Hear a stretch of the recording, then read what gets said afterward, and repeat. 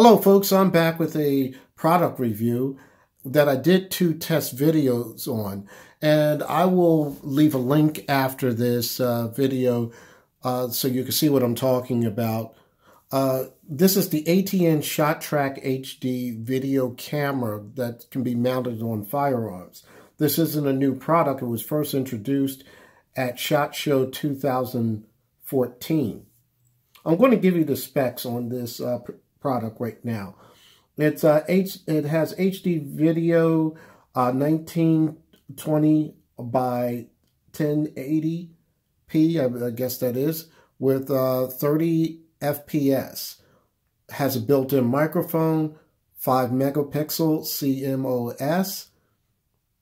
It takes 32 gig SD card, but it's not included with it. And it has a 5 times magnification that is sometimes auto-zooming. It takes one CR 123 battery, which they do include with that. This camera on this firearm here, it was basically designed for people who are basically hunters, and so they can film their kills when they're going hunting or trophies or something of that sort. This camera is basically used by paintballers as well. It's a very popular camera to use by paintballers for a first-person view, or in this camera's case, view from its firearm. Let me show you what it comes with. As you see here, I have it attached to my 6-hour P226 TAC Ops. There is a lens cover right here, and excuse me for pointing the firearm in your direction, and it is unloaded. As you see, there's the camera right there at that end. And here are your toggle switches. This is the off position, and on the other side here, if I could get it to focus, this is the on position. So it's like some of your flashlights or other gadgets that you have. You can use your finger to flip it on or off. So it's a toggle. This is your battery compartment right here. And right here is where you put your SD card. Now, mounting this is very easy. You could have a standard Picatinny rail or proprietary rail like SIG does. And all you have to do is clamp them together like any other product that you'll have, and they supply you with an Allen wrench. And that's all there is to it. Now, I've seen people put these on shotguns, rifles, you name it. But the one little negative is with this is where the bottom is on here, you have to have this lettering facing in the down position. So if you want to put it on a rifle or so, long as you have like a Picatinny rail or some type of rail accessory on the side of that firearm, all you have to do is change this mount. See these 2 screws right here? These 2 screws come apart. You can reinstall the mount on this side, so when you do have it mounted, it can be either on your left side or on your right side. And the reason for that is the camera's orientation has to be in the position where the camera will always be in the lower left. And that's the way they designed it. That's the way they designed it. So if you ever get confused, just remember the logo and the name and everything is facing on the bottom. The problem is you cannot put this on the top because, like I said, the camera orientation is to face that, face the direction of the low left. Now, it would have been smart if they probably would have made a section at the bottom and with these screws here, so you could put it on the top of a rifle or something like that. But that's not the way it is designed. Right here, you can see it's boxed the way it comes in. This is the little handle. As you see that little Picatinny slot there at the top there, it's already connected to that. So it comes open like this. and you'll see the camera. And there's this funny thing is they're showing you the camera in the wrong position right there.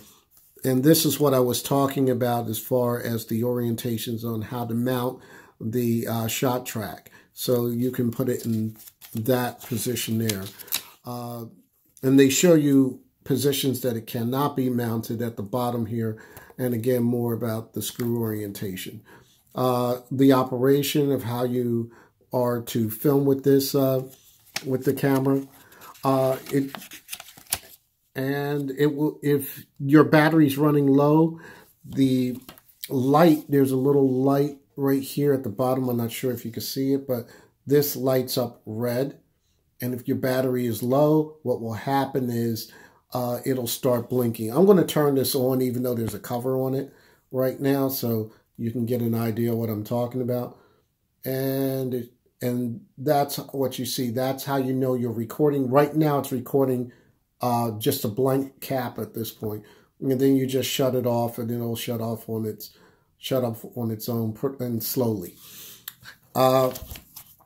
Yeah, the trick with this is when you're using a handgun and you're filming with this, you really got to try to have a steady hand as possible. We know that's not going to happen because of recoil. And the filming that I was doing, the recoil, you'll see the camera jump or whatnot. Be sure to also check your screws after you're finished using that, because I didn't want to tighten them too much, but it backed out ever so slightly, but not that badly. I was trying to shoot this firearm, and at the same time I was trying to line up the my dot from the Romeo 5, and unfortunately I don't know what was going on. I believe it was the several shell casings had hit the dot. It kept hitting the glass and heading here, and it seems like it got my my sight picture off, or the orientation of the dot was off. So there were times where you see my hand moving the camera around. That was me trying to readjust with a screwdriver to readjust the windage on this. It wasn't messing with the elevation so much, but the windage. I don't know what that's about. I have to explore that later, but I decided to try it on this one first. What I'm going to do is I'm going to probably change the orientation like the manual says, and put it on maybe my CZ Scorpion. Since I do have the slots for it, I can put that on there easily, and probably add some some additional accessory slots for my other firearms. So that's what I'll do there. They do give you, I forgot to show you this, they do give you 2 different Allen wrenches, and the Allen wrenches here are in here. The bigger Allen wrench, I'm not going to pull that totally out, but the bigger Allen wrench is just so you can secure it right here. The second Allen wrench is for these here, the smaller Allen wrenches. It works pretty well.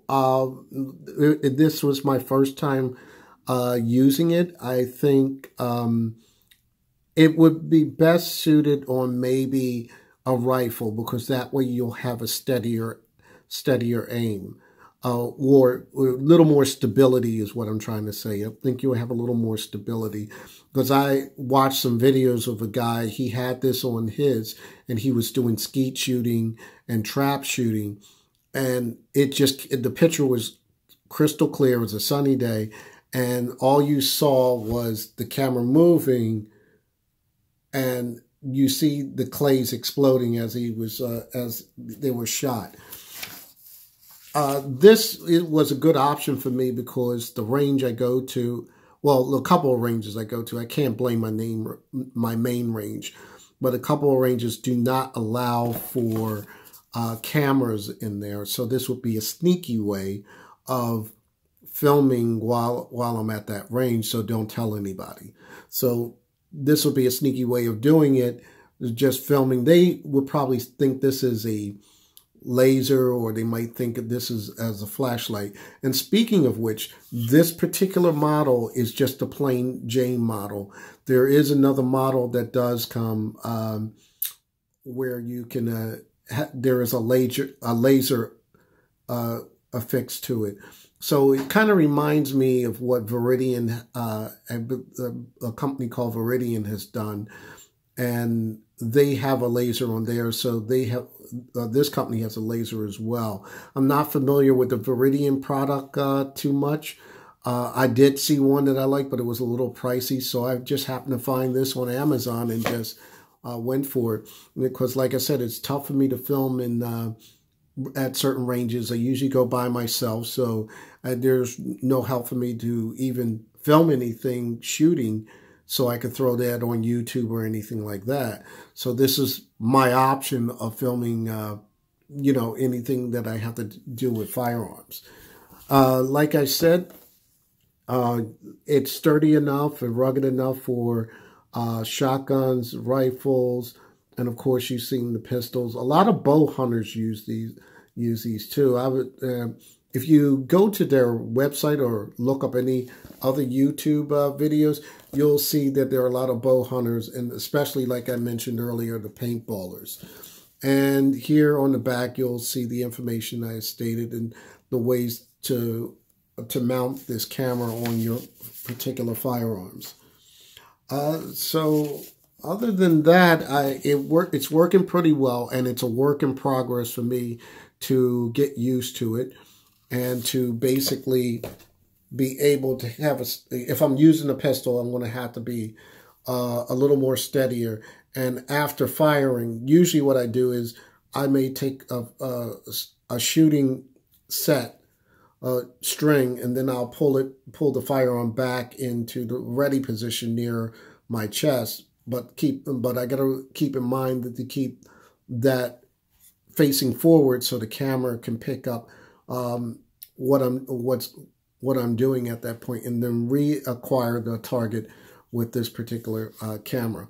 All in all, I like this product. Like I said, I need a little more practice.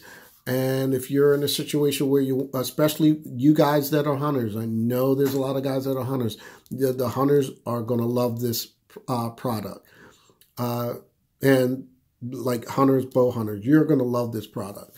Like I said, this is nothing new. This has been out there since 2014, and it's at a reasonably priced item. So if you want this item, just go on to Amazon and you'll be able to find this. All right, that's all I have regarding this, and I will be doing some more testing and trying to throw up more videos of this on YouTube.